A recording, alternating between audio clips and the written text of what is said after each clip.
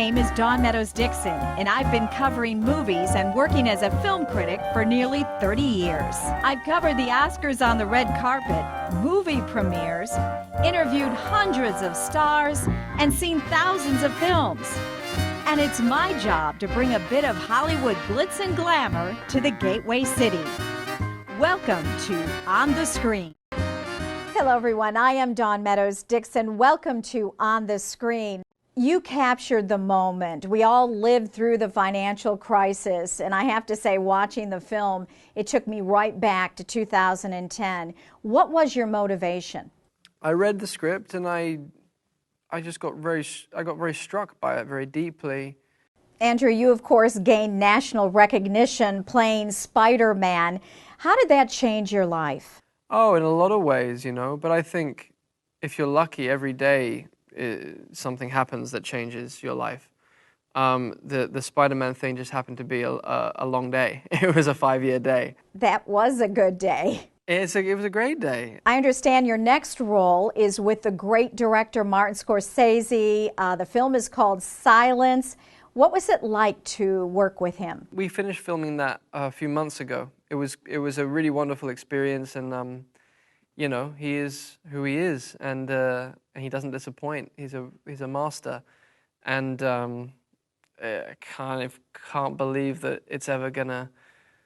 I can't believe we made it. It's just bizarre. It's one of those surreal, dreamlike experiences. My next guests are the star of the latest Nicholas Sparks novel to be turned into a movie. It's called The Longest Ride. Please welcome to the show Scott Eastwood and Britt Robertson. Welcome. Yes. Yeah, Dawn, we love you, St. Louis. Hi. There was a lot of sex appeal on the screen. In fact, at one point, Scott, when you dropped your towel, we saw your backside. I've got to tell you, there was a woman in the audience who yelled out, "Yes." Wow. That's awesome. You're making me blush, Dawn. You know, Scott, we would be remiss if we didn't mention that if your last name seemed familiar, that's because your dad is the legendary actor and director Clint Eastwood. So what is the best advice he's given you? I think more, we don't talk a lot about acting and stuff. We talk more, I think the best advice he's ever gave me is just stay humble and work hard. My next guest has done it all. She's won a Tony Award, 2 Emmys, one for The Justified and The Americans, and she has not one but 2 films out this summer. One with Melissa McCarthy called The Boss, and the other with Julia Roberts, Kate Hudson, and Jennifer Aniston in Mother's Day. Please welcome to the show, Margot Martindale. Welcome. Well, thank you so much, Dawn. I'm delighted to be here. Well, I think all moms have a difficulty trying to control their kids. There is a lot of comedy in it. But I always look back at when my daughter was little and thinking, why did I choose her clothes? Why didn't I let her choose her own clothes? You know what I mean? That kind of stuff is like, that's controlling. I have twins, and I dressed them alike until they were 16. Well, let me just say, Dawn, if I had had twins, I told this to somebody the other day, I couldn't have resisted not dressing them alike. Now, at the helm of this film is Gary Marshall, who brought us Pretty Woman and Valentine's Day.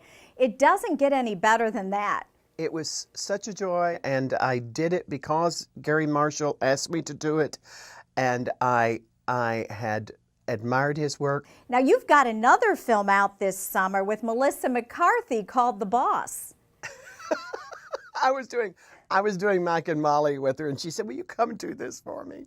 I had so much fun doing that, but I thought that was a hilarious script. She does make you laugh just looking at her. She's a great girl. Oh, she's just terrific. Hello, everyone, and welcome to On the Screen. I'm your host, Dawn Meadows Dixon. Tonight, we are coming to you from downtown St. Louis at Ballpark Village, where St. Louisans are celebrating the biggest night in Hollywood with an Oscar watch party. I'm your host, Chris Rock. Joining me now, the host of tonight's event, Mark Reardon, also from KMOX and fellow film critic. Welcome. How are you? I'm great. We are so glad to have you here tonight. What do you make of the beginning of the show? What did you think of Chris Rock? Look, this has been talked about for weeks now.